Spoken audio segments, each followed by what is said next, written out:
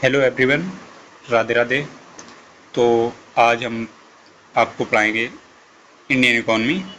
इसके बारे में हम आपको विस्तार से भी बताएंगे और जहाँ मतलब स्पेशली समझाना होगा हम वहाँ पर आपको स्पेशली भी समझाएंगे, ठीक है। तो आपको एक बात ना, आपको डर बहुत लगता है इकॉनमी सब्जेक्ट से। इकॉनमी नाम सुन के मतलब बच्चा ये समझ लेता है कि हाँ ये तो मुझे समझ नहीं आएगी, लेकिन आप इसे एक बार आज मतलब मेरे साथ करके देखिए इस सेशन को। आपको ना समझ आए तो फिर हम कुछ कह ही नहीं सकते, बट आप इसको एक बार पढ़ लोगे ना, इससे आपको जब क्वेश्चन पेपर में बनेंगे ना सीधे सीधे, तो आपको लगेगा कि हाँ भैया ने बताया था एक जो मतलब हमको इससे बेस्ट कुछ लगता ही नहीं है कि इतने से आपकी फुल्ली कवर्ड इकोनॉमी हो जाएगी। कम से कम 90 से 95% क्वेश्चन आपके इकोनॉमी के किसी भी एग्जाम में यहाँ से ही आएंगे, चाहे रेलवे हो, चाहे एसएससी हो, चाहे स्टेट एग्जाम या अदर एग्जाम हो, ठीक है। तो चलिए ज़्यादा हम आपका टाइम वेस्ट नहीं करेंगे, तो यहाँ से ही अब चलो शुरू करते हैं, ठीक है। पहले बेसिक समझिए क्या है क्या नहीं है, तो उसके बाद हम आगे शुरू करते हैं, ठीक है।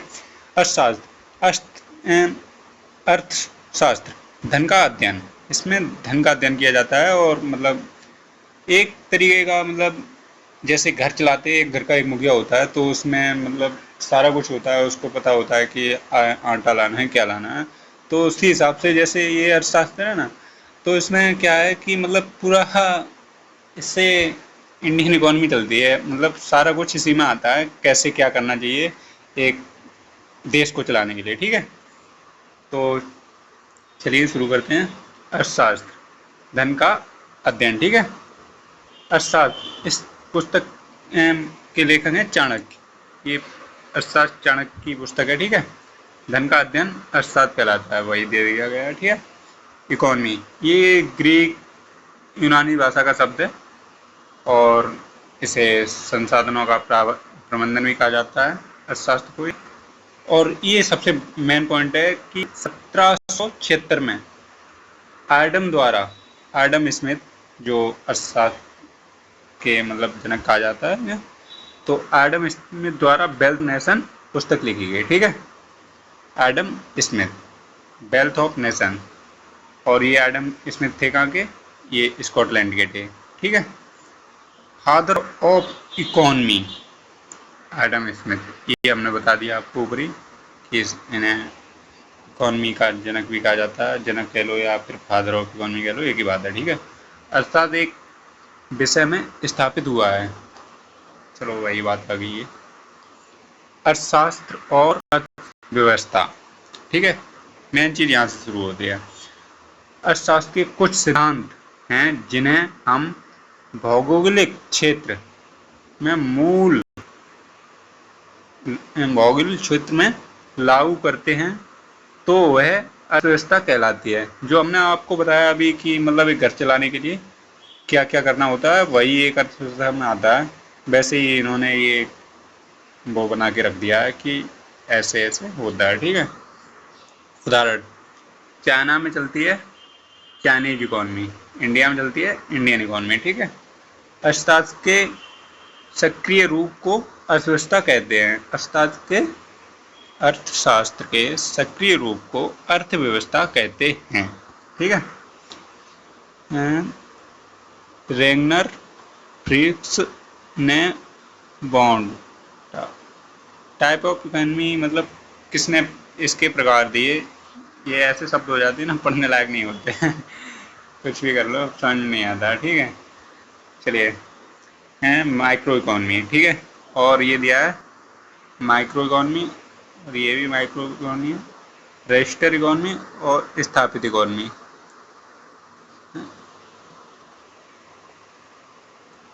अरे व्यष्टि और समष्टि, ठीक है। छोटा होता है ये, मतलब माइक्रो छोटा और ये बड़ा मैक्रो।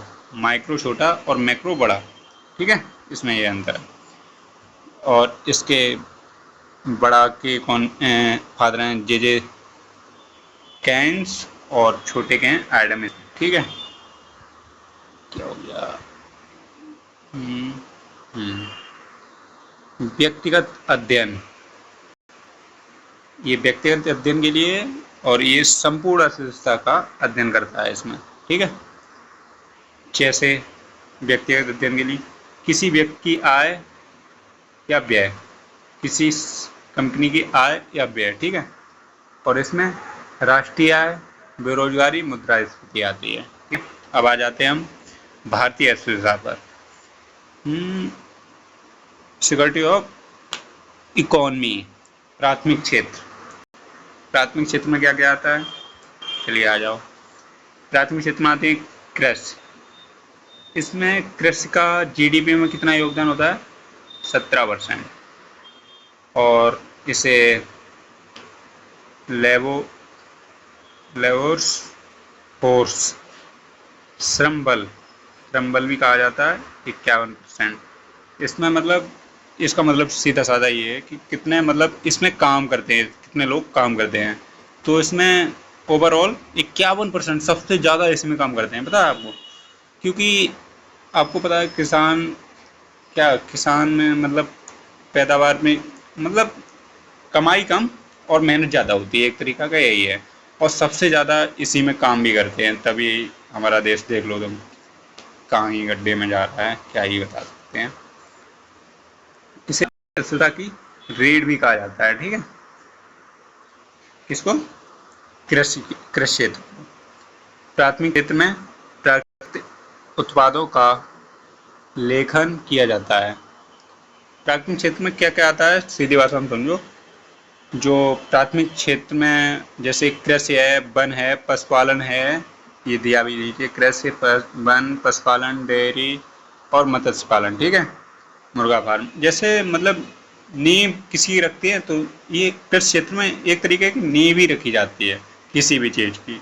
अब आ जाइए, इसमें एक लिखिए, लाइन लिखिए, प्राथमिक क्षेत्र से कच्चा माल उत्पन्न होता है, प्राप्त होता है, ठीक है। इस पे ध्यान दीजिए, ये क्वेश्चन पूछा जाता है कि प्राथमिक क्षेत्र से मतलब क्या उत्पन्न होता है, या किससे प्राथमिक, कौन सी चीज़ प्राथमिक क्षेत्र में आती है, ये ऐसे क्वेश्चन बनते हैं।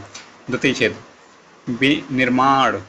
विनिर्माण मतलब जो प्राथमिक क्षेत्र से आता है उसको मतलब दोबारा उसका मतलब रीऑर्गेनाइजेशन या फिर मतलब उसे निर्माण किया जाता है, उसे बनाया जाता है अच्छे से, पैकिंग करना, ये सब कुछ आ जाता है। और मतलब जैसे मशरूम की खेती करते हैं, तो मशरूम आया, उसको पैक करके मार्केट में पहुंचाना, ये सब द्वितीय क्षेत्र का काम होता है, ठीक है।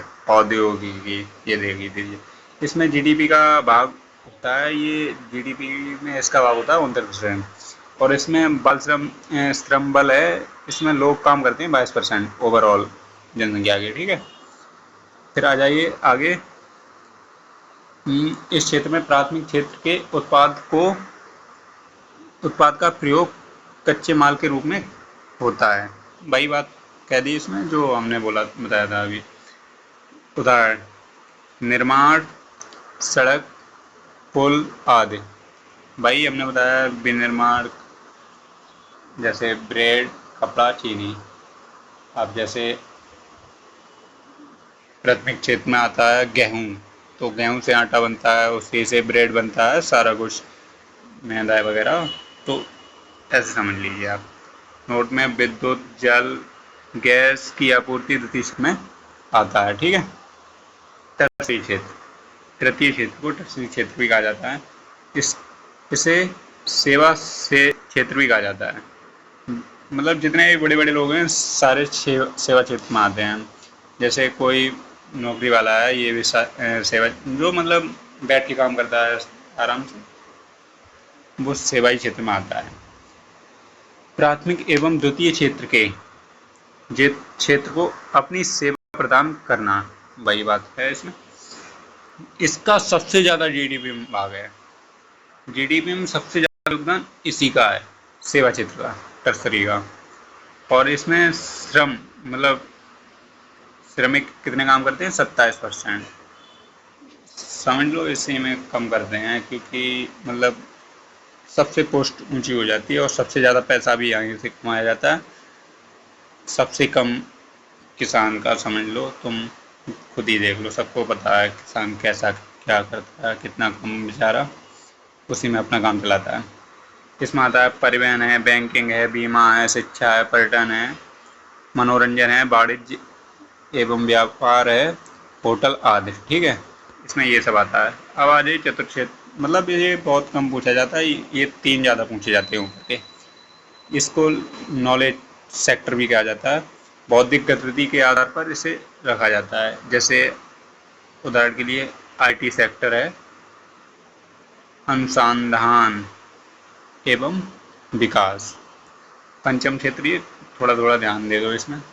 पंचम क्षेत्र मीडिया आती है, विज्ञान आता है, विश्वविद्यालय आते हैं। ठीक है, और आधारभूत क्षेत्र जिन पर दूसरे उद्योगों निर्भर करते हैं, इसे 8 भागों में बांटा गया है। विद्युत, इस्पात, तेल शोधन, कच्चा तेल, सीमेंट, प्राकृतिक गैस, उर्वरक, कोयला। ठीक है, अब आ जाइए collar job.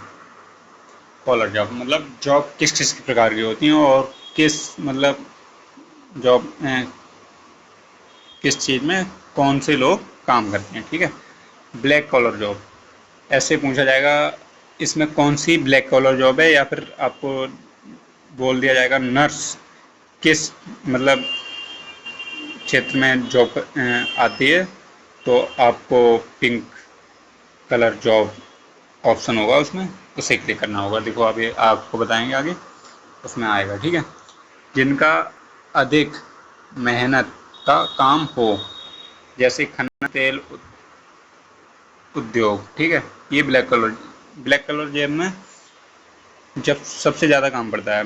Blue collar job कौन सी होती है, जिनका मासिक वेतन नहीं होता, यानी घंटों के हिसाब से ये कार्य करते हैं। ठीक है, वाइट कॉलर जॉब कौन सी होती हैं, ये सारे काम नहीं करते हैं। ठीक है, जैसे ऑफिसर वगैरह। ठीक है, ग्रीन कॉलर जॉब कौन सी होती है, इनमें इसमें उनको शामिल किया जाता है जो प्रकृति संरक्षण के लिए काम करते हैं।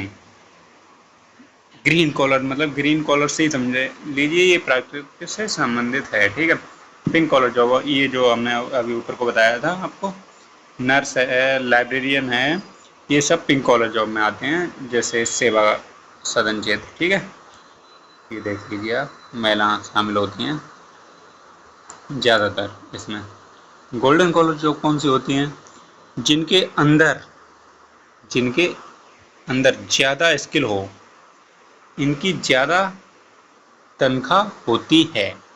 गोल्डन कॉलर से भी आप समझ आना चाहिए कि मतलब बढ़िया अच्छा खासा चल रहा होगा उसका, जैसे डॉक्टर है, वकील है, वैज्ञानिक है। ठीक है, अब आ जाइए टाइप ऑफ इकोनॉमी, अर्थव्यवस्था के प्रकार। पूंजीवादी अर्थव्यवस्था नंबर 1।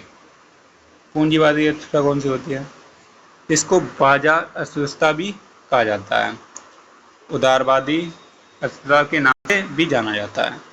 बाजार और उदारवादी अर्थव्यवस्था के नाम से पूंजी अर्थव्यवस्था को जाना जाता है। एडम स्मिथ की पुस्तक द वेल्थ ऑफ नेशन को पूंजीवादी अर्थव्यवस्था का उद्गम स्रोत माना जाता है। ये जो एडम स्मिथ हैं उनकी जो एक पुस्तक है द वेल्थ ऑफ नेशन, उनकी पुस्तक के स्रोत से ये माना जाता है कि ये वहाँ से लिया गया पूंजी अर्थव्यवस्था को, द वेल्थ ऑफ नेशन से। ठीक है, उत्पादन के साधनों पर निजी क्षेत्र का अधिकार होता है। ठीक है, समझ गए। उद्देश्य अधिकतम लाभ कमाना होता है, वो तो सभी का होता है जैसे इसमें अमेरिका है, कनाडा है, स्विट्जरलैंड है। और एक बात बताएं, हमारी जो अर्थव्यवस्था है वो मिश्रित अर्थव्यवस्था। ठीक है, समाजवादी या राज्य अर्थव्यवस्था, इसका सिद्धांत जर्मन वैज्ञानिक कार्ल मार्क्स ने दिया था। समाजवादी अर्थव्यवस्था का सिद्धांत जर्मन वैज्ञानिक कार्ल मार्क्स ने दिया था। यह पूंजीवादी अर्थव्यवस्था के विरोध में आई थी। उत्पादन के साधन पर नियंत्रण सार्वजनिक क्षेत्र का होता है। ठीक है, समझ गए। कार्ल मार्क्स की पुस्तक है दास कैपिटल, ठीक है। इसका उद्देश्य था समाजवाद का कल्याण। चलो कल्याण कर लो। यह रूस में है, इसको अपनाया गया है रूस में, इसमें ये रूस में काम करती है। समाजवादी अर्थव्यवस्था ऊपर कौन सी थी? समाजवादी या राज्य अर्थव्यवस्था? साम्यवादी अर्थव्यवस्था, ठीक है। अब आ जाइए साम्यवादी अर्थव्यवस्था। नियंत्रण सरकार सार्वजनिक, ठीक है। उदाहरण चीन और उत्तरी अमेरिका। इसमें मतलब सब कुछ सरकार का काम होता है। मिश्रित अर्थव्यवस्था आ जाइए, ये हमारे भारत में है। इसमें सार्वजनिक और ये सरकार दोनों काम करती हैं मिलके। जैसे देखो ये सरकार निजी, ऐसे ही छोटे छोटे पॉइंट समझ लीजिए। लाभ कमाना निजी क्षेत्र, लोगों को कल्याण सरकार का क्षेत्र, ठीक है। उदाहरण भारत और इंडोनेशिया में ये चलती है, ठीक है। मूल्य मुद्रा प्राइस, ठीक है, जो भी आ जाइए। इसमें पूंजीवादी समाजवादी मिश्रित, बाजार तंत्र सरकार बाजार, ये एक एक बार देख लीजिए, इसका कोई वैसे मतलब नहीं है, दे दिया है बढ़ाने के लिए। विदेशी संबंध के आधार पर अर्थव्यवस्था, खुली अर्थव्यवस्था बंद अर्थव्यवस्था। खुली अर्थव्यवस्था का क्या मतलब है? आयात निर्यात होता है, ठीक है, खुली अर्थव्यवस्था का मतलब है। और बंद अर्थव्यवस्था का मतलब है आयात निर्यात ना हो, ठीक है। अब आ जाइए राष्ट्रीय आय। देश के नागरिकों को की आय राष्ट्रीय आय कहलाती है। आर्थिक समृद्धि आर्थिक विकास। आर्थिक समृद्धि क्या है? जीडीपी, पीसीआई प्रति व्यक्ति आय, ठीक है। सकल घरेलू उत्पाद, दोनों में होने वाली वृद्धि को दर्शाता है। ये दोनों में होने वाली वृद्धि को दर्शाता है, जीडीपी या पीसीआई, ठीक है। आर्थिक आर्थिक विकास क्या है? समग्र विकास को दर्शाता है, जैसे आर्थिक विकास, सामाजिक विकास, राजनीतिक विकास, मतलब ओवरऑल पूरा। अब आ जाइए राष्ट्रीय आय का मापन। राष्ट्रीय आय का मापन पहले सीएसओ, सेंट्रल स्टैटिस्टिक्स ऑफिस करता था, केंद्रीय सांख्यिकी कार्यालय। अब पता क्या करता है? अब सीएसओ और एनएसएसओ को मिलाकर एनएसओ बना दिया गया है। ये देखिए नीचे 23 मई 2019 को सीएसओ की स्थापना स्थान पर एनएसओ की मंजूरी दी गई, ठीक है। और केंद्रीय सांख्यिकी इसकी स्थापना हुई थी 1951 में, जब मतलब देश आज़ाद हुआ था और मतलब हमारा मतलब संविधान वगैरह लागू हुआ था, उसके बाद इसकी स्थापना की गई थी, ठीक है। एनएस का राष्ट्रीय सांख्यिकी कार्यालय, नेशनल स्टैटिस्टिक्स ऑफिस, ठीक है, इसकी फुल फॉर्म। भारत में राष्ट्रीय आय का मापन सर्वप्रथम दादाभाई नेरोजी ने किया था 1867 से 1868। प्रति व्यक्ति आय उन्होंने क्या मापी थी? 20 रुपये। अभी वैसे ज़्यादा नहीं है, सोचो 1867 में मापी थी उन्होंने। अब सोचो पहले 20 रुपये प्रति व्यक्ति आय थी, और तब तेल मिलता था एक या 50 पैसा, मतलब लीटर मिलता होगा, एक या चलो 1-2 रुपये लीटर मान लो। तो सोचो मतलब तेल के 20 गुना, मतलब 1 रुपया के हिसाब से तेल के 20 गुना उसकी आय थी। अब क्या है?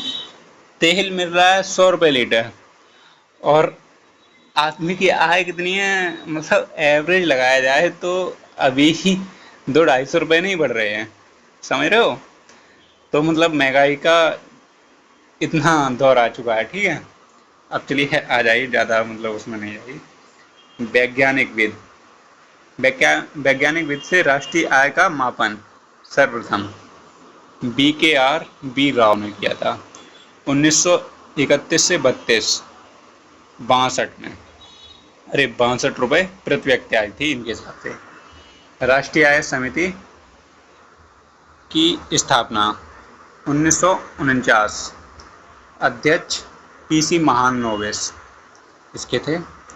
वित्तीय वर्ष इकोनॉमिकल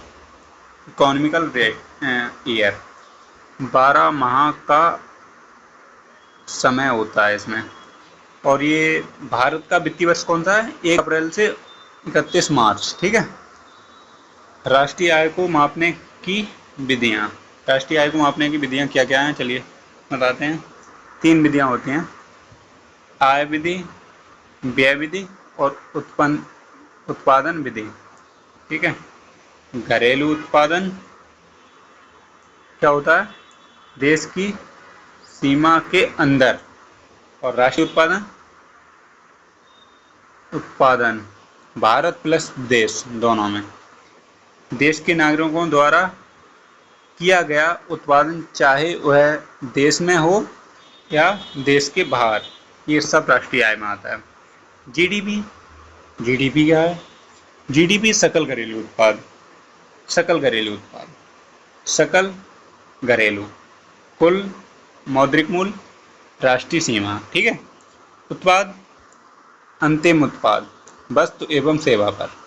मतलब अब ये पहले लगते थे, मतलब शायद 20 प्लस पर लगते थे, उसको मिला के ये कर दिया गया है। ठीक है।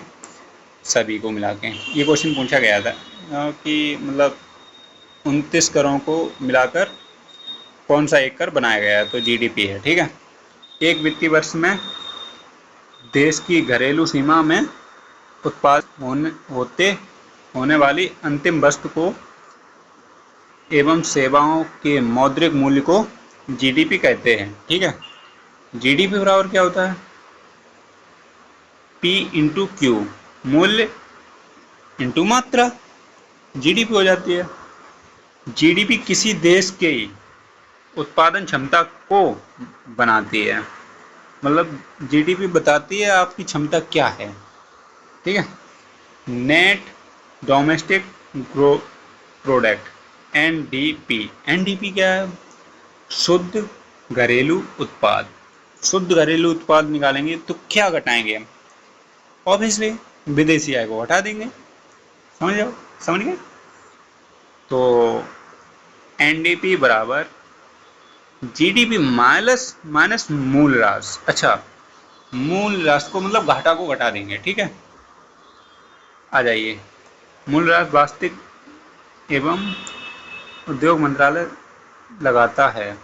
एनडीपी किसी अर्थव्यवस्था के प्रोडक्ट की गुणवत्ता को बताता है। एनडीपी किसी भी अर्थव्यवस्था के प्रोडक्ट को बताता है। Gross national product, GNP. अब ये क्या है आपको? तो ये है सकल राष्ट्रीय उत्पाद। ठीक है। कुल मौद्रिक मूल्य, विदेशी आय, वस्तु एवं सेवा। इसका फार्मूला क्या है? जीएनपी बराबर जीडीपी प्लस विदेशी आय, ग्रॉस नेशनल प्रोडक्ट। ठीक है। भारतीयों द्वारा विदेश में, ये जो हमने बताया था ऊपर, विदेशी आय को घटा देते हैं, तो वही है इसमें, और कुछ नहीं है। एमरा विदेशियों द्वारा भारत से अर्जित आय, यही वाली। अब ये क्या आ गया? NNP, net national product. ठीक है। शुद्ध राष्ट्रीय उत्पाद। शुद्ध राष्ट्रीय उत्पाद का फार्मूला क्या है? एनएनपी। एनएनपी बराबर जीडीपी प्लस विदेशी आय माइनस मूल्य ह्रास। ये एनएनपी का फार्मूला है। दूसरा फार्मूला क्या है? एनएनपी बराबर जीएनपी माइनस मूल्य ह्रास। भाई ये कि जीएनपी में पहले ही घटा दिया जाता है विदेशी आय। ठीक है। एनएनपी गणना को प्रकार से होती है। एनएनपी की गणना 2 प्रकार से होती है। NNP at F, factor cost. ठीक है। NNP MP, market price. MP का मतलब मार्केट प्राइस और एफसी का मतलब फैक्टर कॉस्ट। ठीक है। साधन लागत और बाजार मूल्य। ठीक है। समझ के जाइए। अच्छे से। आज आपको सारा डर खत्म कर देंगे पूरा, ठीक है। उत्पादन के 4 कारण एनएनपी के: श्रम, वेतन, पूंजी, ब्याज, जमीन, किराया, उद्यमी लाभ, ठीक है। तो एनएनपी, फैक्टर कॉस्ट, ये सब छोड़िए, वैसे बहुत कम पूछा जाता है। चलिए आ जाइए प्रति व्यक्ति आय, पीसीआई। इसका formula national income upon total production, मतलब आपकी पूरी आ गया है और उसके बाद टोटल पॉपुलेशन होगा। हाँ, टोटल पॉपुलेशन प्रति व्यक्ति आय निकालने के लिए, मतलब पूरा देश कितना कमाया है, उसके बाद आपके पूरे देश की मतलब जनसंख्या कितनी है उसका भाग दे दो। एक तरीके का एवरेज ही है भाई। मुद्रास्फीति, महंगाई, इन्फ्लेशन, इससे क्वेश्चन आता ही आता है, ये मान लीजिए। तो इसको बहुत ही ध्यान से पढ़िए। वस्तु एवं सेवाओं की कीमत में होने वाली लगातार वृद्धि को महंगाई कहते हैं, ठीक है। मुद्रा बढ़ती बढ़ती है तो वस्तुएं एवं सेवाओं की कीमत में बढ़ोतरी हो जाती है, मुद्रा की कीमत घटती है, ठीक है। मुद्रा गिर जाती है और वस्तुओं की महंगाई बढ़ जाती है, ठीक है। मुद्रास्फीति के प्रकार कितना है? मैं ये मांग जनित मुद्रास्फीति और लागत प्रेरित मुद्रास्फीति। मांग जनित महंगाई क्या आई? कुल मांग, कुल आपूर्ति। मांग को प्रभावित करने वाले कारक,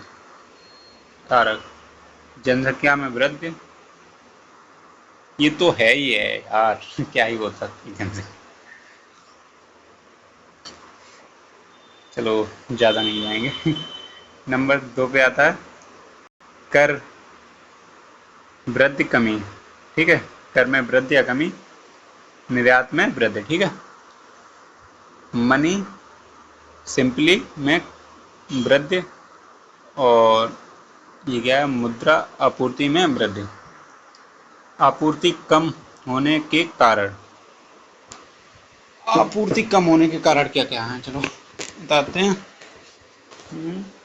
आपूर्ति कम होने के कारण जमाखोरी, कालाबाजारी। आपूर्ति कम कब होती है? जब मतलब कोई चीज़ इकट्ठी हो जाए तो उसकी कमी हो जाएगी, तो मतलब वैसे भी उसका प्राइस बढ़ जाएगा। उत्पादन में कमी दूसरा एग्जांपल है। उत्पादन में जब कोई चीज़, किसी चीज़ का उत्पाद कम होता है तो वैसे भी उसका प्राइस बढ़ता है। प्राकृतिक आता, जैसे मतलब बाढ़ आड़ आ गई, वहाँ पे वो फसल होती है स्पेशली, और उसमें बाढ़ आड़ आ गई तो उसकी कमी वैसे भी हो जाएगी। तो ये सब है। आई बराबर इन्फ्लेशन बराबर महंगाई, लगातार प्रेरित मुद्रास्फीति, ठीक है। वस्तु एवं सेवाओं की लागत में होने वाली वृद्धि के कारण लागत प्रेरित मुद्रास्फीति होती है। आगे कारण: मजदूरी में बढ़ोतरी, बिजली में बढ़ोतरी, परिवहन में बढ़ोतरी, कच्चा माल में भी बढ़ोतरी, ठीक है। अब आ जाइए गति के आधार पर मुद्रास्फीति, रेंगती हुई मुद्रास्फीति, जिसमें 0 से 3% तक महंगाई बढ़े, रेंगती हुई मुद्रास्फीति कहते हैं। यह देश की अर्थव्यवस्था के लिए अच्छी होती है। रेंगती हुई, वो तो वैसे भी होगी, जब धीरे धीरे महंगाई बढ़ेगी तो उसके लिए, किसी के लिए भी अच्छा है। चलती हुई मुद्रास्फीति, वार्षिक वृद्धि कम से कम 3 से 10% होना चाहिए, तो ये चलती हुई मुद्रास्फीति है। और 10 से 100% की मतलब वार्षिक वृद्धि हो तो इसे बोलते हैं दौड़ती हुई, ठीक है।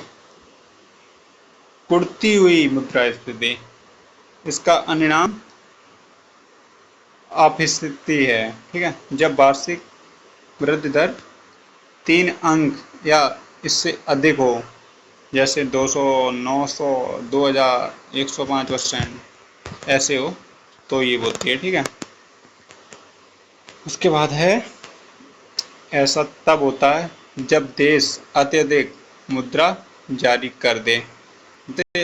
अपने पास रिसोर्सेज कम हो, उससे ज़्यादा कोई चीज़ मतलब आप बांट दो कि हाँ लो लो, तो ये उसकी वजह से सब होता है। ठीक है, मुद्रास्फीति के प्रकार, सकारात्मक और नकारात्मक, लाभ हानि। ठीक है, मुद्रास्फीति होती है तो मतलब लाभ किसको होता है?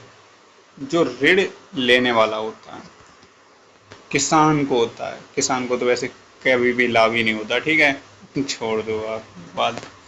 उत्पादक को, व्यापारी को, इससे हमेशा लाभ होगा व्यापारी को, चाहे आप कुछ भी कर लो। ठीक है, हानि क्या होती है, किसको होती है? ऋणदाता को, जो ऋण देता है उसको क्या ही हानि होगी, छोड़ो। उपभोक्ता और निश्चित आय वर्ग, बचत, ये सब यार किताबों में ही अच्छा लगता है। वैसे ये जो हो रहा है वैसा तो कुछ नहीं हो रहा है जो किताबों में दिया हुआ है। महंगाई बढ़ने पर करों में वृद्धि होती है। चलो ठीक है। मुद्रास्फीति, मुद्रा संकुचन, यह इन्फ्लेशन का उल्टा होता है। मुद्रा अपस्फीति, मुद्रा संकुचन, डेप्रिसिएशन। ठीक है, इसे कहते हैं डेप्रिसिएशन। वो इन्फ्लेशन था, ये डेप्रिसिएशन है। इसमें वस्तु एवं सेवाओं की कीमत लगातार कम होती है। मुद्रा की क्रय शक्ति बढ़ती है। मुद्रास्फीति जितनी जनित मंदी स्थिति, यार दिख ही नहीं रहा है सही बताएं तो इसलिए थोड़ा गड़बड़ हो रहा है। महंगाई की उच्च दरें हों, जैसे डिफिशिएशन में मतलब महंगाई की उच्च दरें होती हैं, और बेरोजगारी की उच्च दरें हों। ठीक है, इन्फ्लेशन का मापन, इसके 2 सूचकांक होते हैं, इंडेक्स होते हैं। ठीक है, नंबर 1 थोक मूल्य सूचकांक, उपभोक्ता मूल्य सूचकांक। ठीक है, भारत में मुद्रास्फीति का मापन WPI पर किया जाता है। ठीक है, अब आ जाइए आगे। चलो बेरोजगारी नेक्स्ट सेशन में पढ़ाते हैं ना, ज़्यादा हो जाएगा आपके लिए। इतना ही ठीक है आज के लिए। राधे राधे सभी को, अच्छे से अपना पढ़ा हुआ समझिए। ठीक है, मिलते हैं कल आपको।